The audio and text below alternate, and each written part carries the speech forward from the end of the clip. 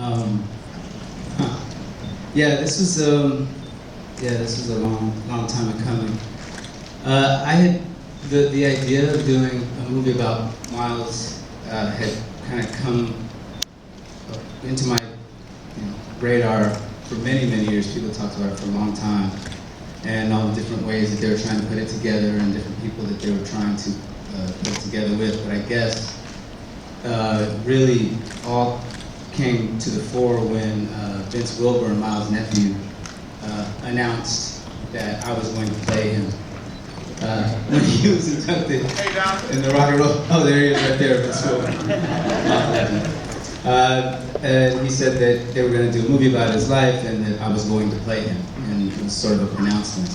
And then, thank you, Vince. And that kind of started the ball rolling, so to speak, with people reaching out and different producers getting in touch with me and trying to figure out a way to do it. And I was presented with several takes on it that I thought were kind of standard biopic stories, kind of cradle to grave stories, chronological, the events in his life that were about when he met Charlie Parker, or about when he left that and went to these different sort of forms of music that he experimented with for his entire life. And I just wasn't interested in doing a story in that way with this particular artist, this singular artist who was always about trying to do it differently than it had been done before. And for me, it always felt like it was as much a mandate for him that he go forward and reach for something forward as much as it was to move away from the past. So I wanted to make a movie that I thought Miles Davis would have wanted to star in. So to me it was always kind of Don Cheadle is Miles Davis as Miles Davis in Miles' head, and when I spoke to the events, I spoke to the family, and I said I kind of want to make a movie like that. Is that something that you guys would be cool with, rather than a standard telling the story? They were like, yeah, I think that he would have preferred to do something that was different and more dynamic than something that a documentary could do a lot better, something that the radio play could do a lot better. So that became Stephen Babelman and myself, who co-wrote this, kind of looked at each other and shook hands and said, okay, we're not going to make the chronological A to B movie. We're going to make something that's closer to us to a movie like Toto the Hero or All That Jazz. It's like, yeah, let's do that. And for you, how do you handle the shifting of your various roles? I mean, in the creative process, in other words, you're starting the film, you're writing it, you're directing it. Drugs. Oh, okay. That's the answer. No, it was daunting. I mean, I was glad that I had a lot of time to do it, and to be honest, I tried to give it away. If it hadn't come together 3 years ago and it just wasn't going to be possible and it had fallen apart, I would have been relieved, I think, in a way, because it was just so hard. We came close so many times, and the budget started at 20 at one point, and it was down to, can we make it for 18, can we make it for 15, 12, and it just kept, to where we finally ended up with this budget. I think it's 8.5 where we finally settled, and still had to come up with various ways to put the money together, including an Indiegogo campaign to get us over the hump and make up the gap. So it was really every step of it was really difficult. But I'd say in the year before it finally all came together, it started feeling more like a mandate to do it than something that I could get away from. And I just had to. I didn't want to finish having not done it. So we just said we have to pull out all the stops and we have to do whatever we have to do to find it. And thankfully we were able to partner with Bifrost and I'm Global and Kevin Hart and Praz and my producer's cousin and everybody else. And, a bunch of people on Indiegogo found the money and put it together.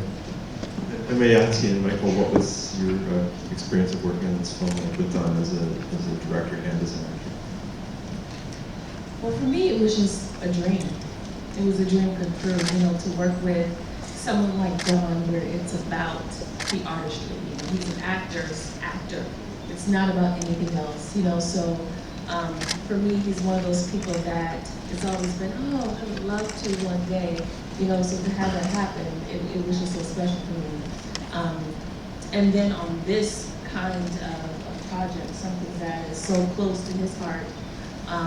So those two things coupled together, his artistry and something that's a passion for him.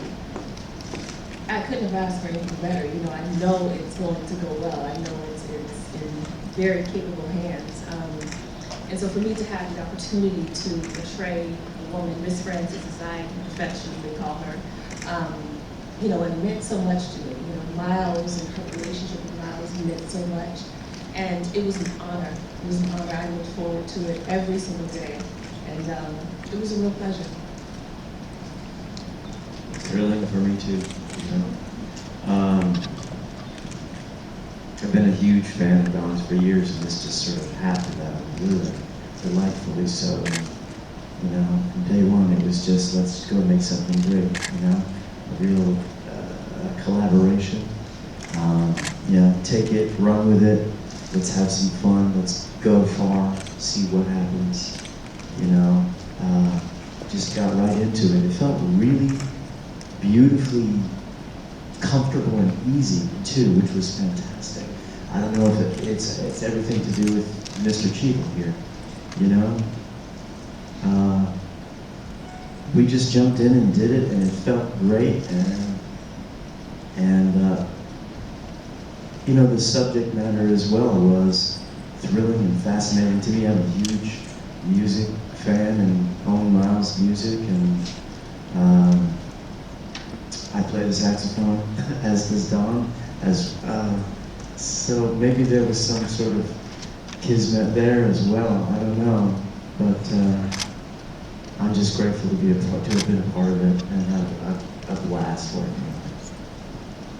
And I think to piggyback on the music part of it, that was really for me the main driver of it, because I wanted to be able to put all of Miles' music into the film, and all of it that we had the rights to do. There's much more that were outside of our ability to put in the film, but I didn't want to be stuck with one period of his music.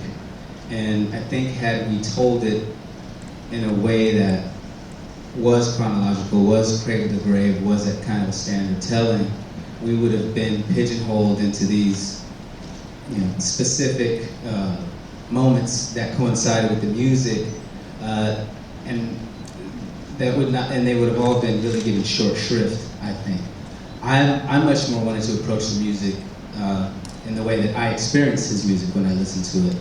From everything the Bitches Brew to Kinda Blue to Agartha, which opens this, which is nuts, and up to including we end this movie with Pharoah Monch and Ma's music and Ma's voice, which is when he was at the end of his life, he was recording with Easy Mo Bee, and he's done stuff with Prince that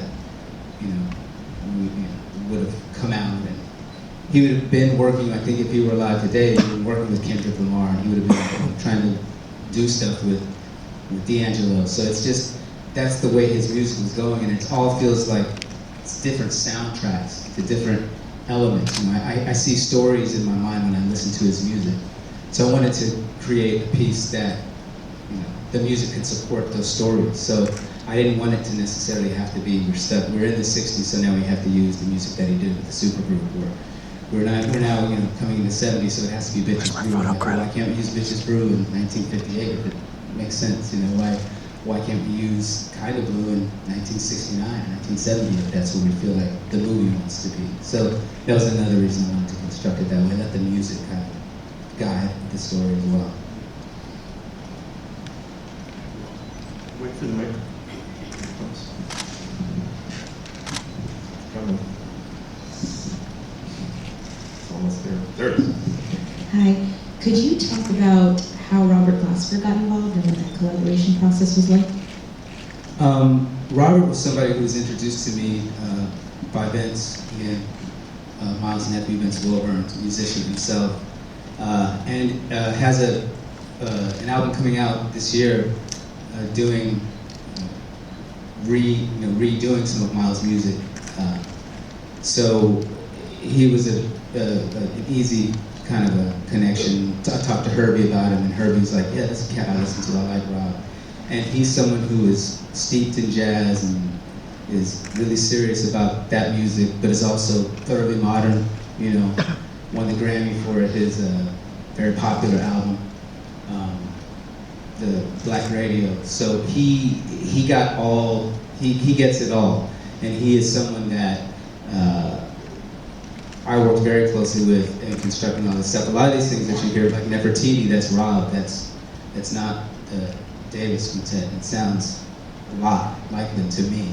So he was able to recreate that music and also understand that milieu and play in that mode for music that we needed, different cues that we needed to be straight ahead, jazz. But also a lot of the cues that we did together were things that we just went in the studio and just kind of came up with. I would play stuff, he would play stuff, he would, like there was one cue that we're on where I wanted this bass riff to go a certain way and I was kind of singing it and noodling on it. He goes, just play it. I'm like, I don't play bass. He's like, you're playing the bass right now. Just play it and we'll figure it out. And so it just kind of, that started this, you know, really cool dynamic between us where we were both felt free to kind of bring our musical ideas to it. And he was just a great collaborator, a great musician.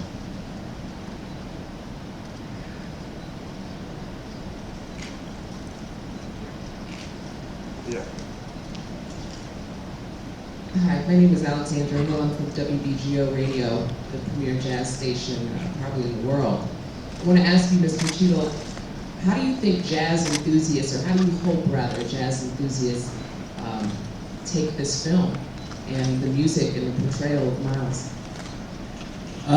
That remains to be seen. Obviously, I don't know how it will be received. I hope that they come to it with an expansive viewpoint that Miles had. You know, in the movie, obviously, one of the first things he says is when, you know, the reporter says jazz, and he stops him and says, don't, it's not jazz. Don't label what I do. It's jazz. You know, it's trying to box me in. It's social music, and that's out of Miles' mouth.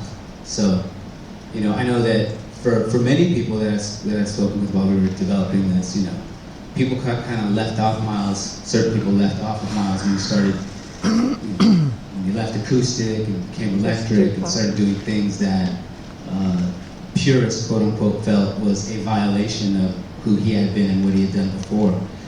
But that was never what Miles said he was. You know, people were trying to lay a sign on him that he had never put on himself.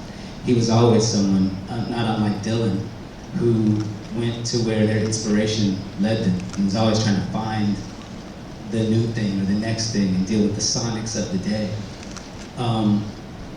And a lot of other people that I've spoken with who come to know and love Miles didn't even know about Miles until they had heard albums like Bitch's Brew and the Jack Johnson stuff, things that were much more quote unquote rock and roll, that were not pure jazz, that allowed them to then sort of go back and find the music that had come before. They'd never heard of Miles Davis. So there's a lot of different entry points to his music depending on who you are and what moves you and what you define as the kind of music that you connect to. So he's many things. He's multifaceted, and I think that's what the movie is trying to represent, a multifaceted artist, not strictly a jazz musician.